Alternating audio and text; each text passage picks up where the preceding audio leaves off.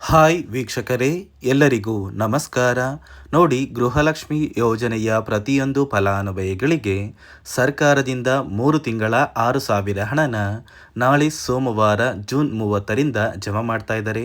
ನಿಮ್ಮ ಬ್ಯಾಂಕ್ ಖಾತೆಗೆ ಏಪ್ರಿಲ್ ತಿಂಗಳ ಹಣ, ಮೇ ತಿಂಗಳ ಹಣ ಹಾಗೂ ಜೂನ್ ತಿಂಗಳ ಹಣ, ಈ 3 ತಿಂಗಳ 6,000 ಹಣನ ನೀವು ಪಡ್ಕೋಬೇಕು ಅಂದರೆ ಪ್ರತಿಯೊಬ್ಬರಿಗೂ 5 ನಿಯಮಗಳು ಕೂಡ ಸರ್ಕಾರ ಜಾರಿಗೆ ತಂದಿದ್ದು, ಸರ್ಕಾರ ಜಾರಿಗೆ ತಂದಿರುವ ಆ ನಿಯಮಗಳು ಏನು ಮತ್ತು ಯಾವ ಫಲಾನುಭವಿಗಳಿಗೆ ಈ 6,000 ಹಣ ಜಮಾ ಆಗ್ತಾ ಇದೆ ಮತ್ತು ಯಾರಿಗೆಲ್ಲ ಕ್ಯಾನ್ಸಲ್ ಆಗಿದೆ ಅಂತ ನಾನು ನಿಮಗೆ ಈ ಒಂದು ವಿಡಿಯೋದಲ್ಲಿ ತಿಳಿಸ್ಕೊಡ್ತಾ ಇದ್ದೀನಿ.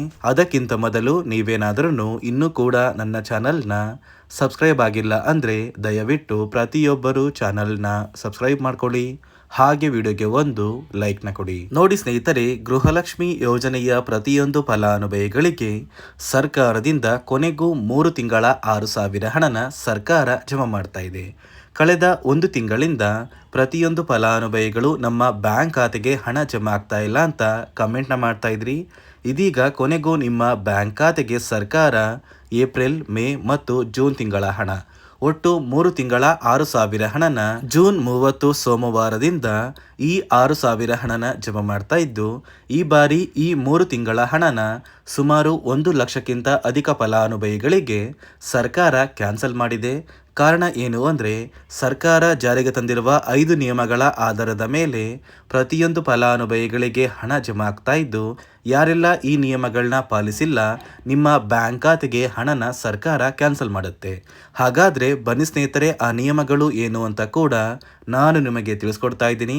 ಅದಕ್ಕಿಂತ ಮೊದಲು ನಾಳೆ ಸೋಮವಾರ ಜೂನ್ 30ರಂದು ಕರ್ನಾಟಕದ ಯಾವ 27 ಜಿಲ್ಲೆಗಳಿಗೆ ಸರ್ಕಾರ 6,000 ಹಣನ ಜಮಾ ಮಾಡ್ತಾ ಇದೆ ಅಂದರೆ, ಮೊದಲಿಗೆ ಬೆಂಗಳೂರು ನಗರ, ಬೆಂಗಳೂರು ಗ್ರಾಮಾಂತರ, ರಾಮನಗರ, ಚಿಕ್ಕಬಳ್ಳಾಪುರ, ಚಿತ್ರದುರ್ಗ, ದಾವಣಗೆರೆ, ಕೋಲಾರ, ಶಿವಮೊಗ್ಗ, ಬಾಗಲಕೋಟೆ, ಬೆಳಗಾವಿ, ವಿಜಯಪುರ, ಗದಗ, ಉತ್ತರ ಕನ್ನಡ, ಬಳ್ಳಾರಿ, ಬೀದರ್, ಕಲಬುರಗಿ, ಕೊಪ್ಪಳ, ಯಾದಗಿರಿ, ವಿಜಯನಗರ, ಚಾಮರಾಜನಗರ, ಚಿಕ್ಕಮಗಳೂರು, ದಕ್ಷಿಣ ಕನ್ನಡ, ಹಾಸನ, ಕೊಡಗು, ಮಂಡ್ಯ, ಮೈಸೂರು ಮತ್ತು ಉಡುಪಿ, ಈ 27 ಜಿಲ್ಲೆಗಳ ಪ್ರತಿಯೊಂದು ಫಲಾನುಭವಿಗಳಿಗೆ ಸರ್ಕಾರ 3 ತಿಂಗಳ 6,000 ಹಣನ ಜಮಾ ಮಾಡ್ತಾ ಇದ್ದು, ಪ್ರತಿಯೊಬ್ಬರು ಜುಲೈ ತಿಂಗಳ ಮೊದಲ ವಾರದಷ್ಟರಲ್ಲಿ ಈ 6,000 ಹಣನ ನಿಮ್ಮ ಬ್ಯಾಂಕ್ ಖಾತೆಗೆ ಪಡ್ಕೋತೀರಾ. ನೋಡಿ ಸ್ನೇಹಿತರೆ, ಈ ಬಾರಿ ಸುಮಾರು 1 ಲಕ್ಷಕ್ಕಿಂತ ಅಧಿಕ ಫಲಾನುಭವಿಗಳ ಬ್ಯಾಂಕ್ ಖಾತೆಗೆ ಸರ್ಕಾರ ಗೃಹಲಕ್ಷ್ಮಿ ಯೋಜನೆಯ ಹಣನ ಜಮಾ ಮಾಡ್ತಾ ಇಲ್ಲ.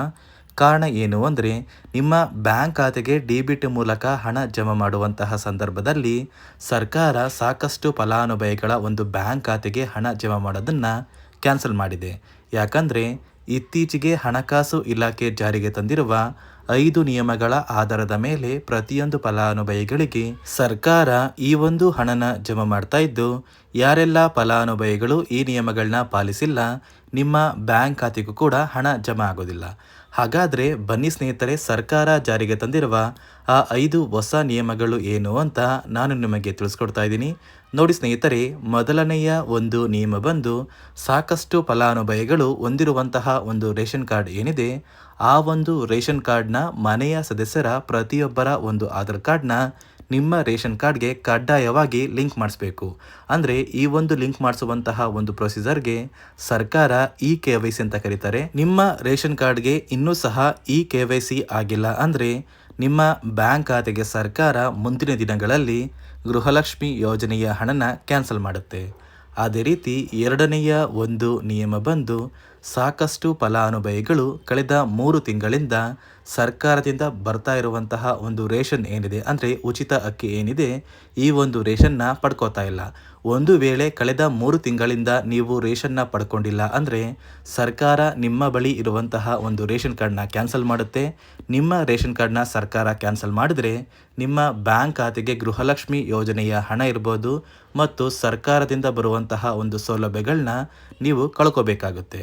ಅದೇ ರೀತಿ ಮೂರನೆಯ ಒಂದು ನಿಯಮ ಬಂದು, ನೋಡಿ ಸ್ನೇಹಿತರೆ, ನಿಮ್ಮ ಬಳಿ ಇರುವಂತಹ ಒಂದು ಆಧಾರ್ ಕಾರ್ಡ್ ಏನಿದೆ, ಆ ಒಂದು ಆಧಾರ್ ಕಾರ್ಡ್ನ ಕಳೆದ 15 ವರ್ಷಗಳಲ್ಲಿ ನೀವು ಯಾವುದೇ ರೀತಿಯ ಒಂದು ತಿದ್ದುಪಡಿನ ಮಾಡಿಸಿಲ್ಲ ಅಂದರೆ ನಿಮ್ಮ ಬ್ಯಾಂಕ್ ಖಾತೆಗೆ ಸರ್ಕಾರ ಗೃಹಲಕ್ಷ್ಮಿ ಯೋಜನೆಯ ಹಣನ ಕ್ಯಾನ್ಸಲ್ ಮಾಡುತ್ತೆ. ಯಾಕಂದರೆ ಸರ್ಕಾರದಿಂದ ಬಂದಿರುವಂತಹ ಒಂದು ಆದೇಶದ ಪ್ರಕಾರ ಪ್ರತಿಯೊಂದು ಫಲಾನುಭವಿಗಳು ಕಳೆದ 15 ವರ್ಷಗಳಲ್ಲಿ ಯಾವುದೇ ರೀತಿಯ ಒಂದು ತಿದ್ದುಪಡಿನ ನಿಮ್ಮ ಆಧಾರ್ ಕಾರ್ಡ್ಗೆ ನೀವು ಮಾಡಿಸಿಲ್ಲ ಅಂದರೆ ಕಡ್ಡಾಯವಾಗಿ ಆದಷ್ಟು ಬೇಗ ನಿಮ್ಮ ಆಧಾರ್ ಕಾರ್ಡ್ಗೆ ತಿದ್ದುಪಡಿನ ಮಾಡಿಸಿ. ಅದೇ ರೀತಿ 4ನೆಯ ಒಂದು ನಿಯಮ ಬಂದು ನಿಮ್ಮ ಕುಟುಂಬದ ಒಂದು ವಾರ್ಷಿಕ ಆದಾಯ 7 ಲಕ್ಷಕ್ಕಿಂತ ಕಡಿಮೆ ಇರಬೇಕು. ಒಂದು ವೇಳೆ ನಿಮ್ಮ ಕುಟುಂಬದ ವಾರ್ಷಿಕ ಆದಾಯ 7 ಲಕ್ಷಕ್ಕಿಂತ ಜಾಸ್ತಿ ಇದ್ದರೆ ನಿಮ್ಮ ಬ್ಯಾಂಕ್ ಖಾತೆಗೆ ಸರ್ಕಾರ ಗೃಹಲಕ್ಷ್ಮಿ ಯೋಜನೆಯ ಹಣನ ಕ್ಯಾನ್ಸಲ್ ಮಾಡುತ್ತೆ. ಅದೇ ರೀತಿ 5ನೆಯ ಒಂದು ನಿಯಮ ಬಂದು ನಿಮ್ಮ ಕುಟುಂಬದ ಸದಸ್ಯರು ಅಥವಾ ಗೃಹಲಕ್ಷ್ಮಿ ಯೋಜನೆಯ ಫಲಾನುಭವಿಗಳು ಯಾರು ಕೂಡ ಸರ್ಕಾರಿ ನೌಕರರಾಗಿ ಕಾರ್ಯನಿರ್ವಹಿಸ್ತಾ ಇರಬಾರ್ದು. ಒಂದು ವೇಳೆ ನಿಮ್ಮ ಕುಟುಂಬದಲ್ಲಿ ಯಾರೇ ಆಗಿದ್ರೂ ಸರ್ಕಾರಿ ನೌಕರರಾಗಿ ಕಾರ್ಯನಿರ್ವಹಿಸ್ತಾ ಇದ್ದರೆ ನಿಮ್ಮ ಬ್ಯಾಂಕ್ ಖಾತೆಗೆ ಗೃಹಲಕ್ಷ್ಮಿ ಯೋಜನೆಯ ಹಣ ಕ್ಯಾನ್ಸಲ್ ಆಗುತ್ತೆ. ಈ 5 ನಿಯಮಗಳ ಆಧಾರದ ಮೇಲೆ ಪ್ರತಿಯೊಂದು ಫಲಾನುಭವಿಗಳಿಗೆ ಸರ್ಕಾರ ಹಣ ಜಮಾ ಮಾಡ್ತಾ ಇದೆ. ಒಂದು ವೇಳೆ ನೀವು ಈ 5 ನಿಯಮಗಳನ್ನ ಪಾಲಿಸಿಲ್ಲ ಅಂದರೆ ನೀವು ಕೂಡ ಗೃಹಲಕ್ಷ್ಮಿ ಯೋಜನೆಯ ಹಣದಿಂದ ವಂಚಿತರಾಗಬೇಕಾಗುತ್ತೆ. ನೋಡಿ ವೀಕ್ಷಕರೇ, ಗೃಹಲಕ್ಷ್ಮಿ ಯೋಜನೆಯ ಯಾವುದೇ ಕಂತಿನ ಹಣ ಬಾಕಿ ಇಲ್ಲ ಅಂದರೆ ಜುಲೈ ತಿಂಗಳ ಮೊದಲ ವಾರದಷ್ಟರಲ್ಲಿ ಪ್ರತಿಯೊಬ್ಬರೂ ಈ 3 ತಿಂಗಳ 6,000 ಹಣನ ಪಡ್ಕೋತೀರಾ ಅಂತ ಹೇಳ್ತಾ ಇದಿಷ್ಟು ಸರ್ಕಾರದಿಂದ ಬಂದಿರುವಂತಹ ಒಂದು ಹೊಸ ಮಾಹಿತಿಯಾಗಿದೆ. ನಾನು ಕೊಟ್ಟಿರುವಂತಹ ಮಾಹಿತಿ ನಿಮಗೆ ಇಷ್ಟ ಆಗಿದ್ದಲ್ಲಿ ದಯವಿಟ್ಟು ಪ್ರತಿಯೊಬ್ಬರು ನನ್ನ ಚಾನಲ್ನ ಸಬ್ಸ್ಕ್ರೈಬ್ ಮಾಡ್ಕೊಳ್ಳಿ, ಹಾಗೆ ವಿಡಿಯೋಗೆ ಒಂದು ಲೈಕ್ನ ಕೊಡಿ.